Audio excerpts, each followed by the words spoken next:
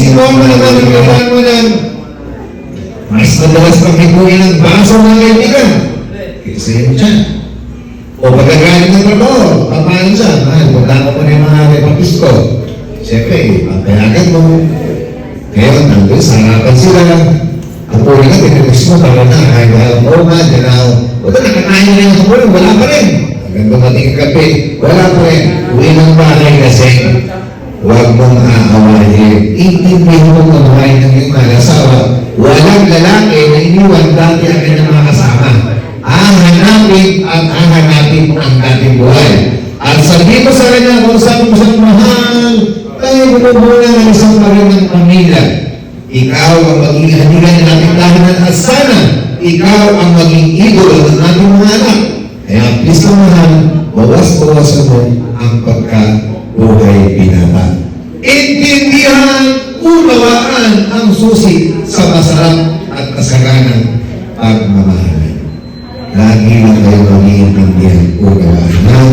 Tapos ang mga walang mga magulang, awag-awag ng biyanan mo. Di hilay na ng awag-awag ng magulang.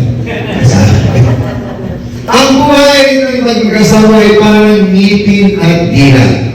Nagmamahalan, nag-iibigan, hindi nag-iwalan. Subalit, bakit nasusugatan? Hindi na, nangipin si dila at hindi na namamalayan. Ayaw na ngipin na hindi sinusugatan kasi nasugatan kasi ang buong katawan. Pero ayaw niya. Pero bakit nangyayari? Nangyayari din sa inyong mag-asawa yan. Sa bilang ng masarap at magandang pagtitinginan, magandang pamamahalan, mayroon palang nagagawa si Norman sa'yo, pwede na hindi mo gusto. Sa ayaw mo. O pwede mo sulitin kay Norman.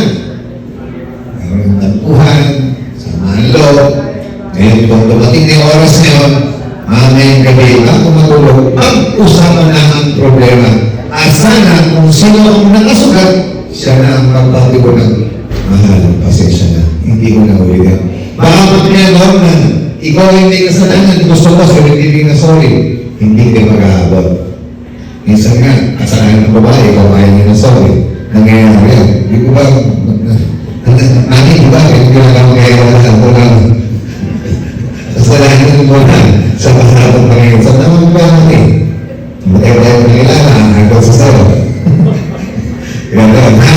Hindi pwede kung sino na isalan sa panghinang sorry. Okay? At namin kami, pagtulog nyo, may labing-labing kayo, is-isan, totally ko ba? Matik na yan. Para bukas, may nagigil silang magandang bukas sa masarana at masarap nyo pagsasama. Ang gawin ng Diyos ay pagting. Nagmamahalan kayo, nag-ibigan kayo, ibig sabihin, bumubuo kayo ng pamilya. Wala kong kasalamento. So, kailangan patunayan ni Norma at Wendy na sila ay tunay at wagas na nag-iibigan sa pamamagitan ko ng pagpapagitan na ng kanilang unang pinakamatamisali sa kanilang kasal. Ito po ay nagtatagal ng 10 segundo at kinakailangan ninaramdaman ng bawat isa. And seconds with feelings, 1, 2, 3, go! 1, 2, 3, 4, 5. Kaya kayo ang feelings sa buwan natin. Pwede kayo. Sabi ng lalaki. Babae naman, bakit yan? Bakit may yan? Ang totoo umamit yung nagawa. Tapos may hinilang kayo.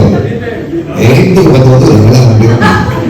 Kailangan may feelings. Hindi picture. Sabi na yun. Okay? Take 2, 1, 2, 3, go. Yeah. Hindi naman pala. Satisfied mo kayo. Ako, satisfied ka. Naman ka mo, nasigat yan naman ay nagmamahal.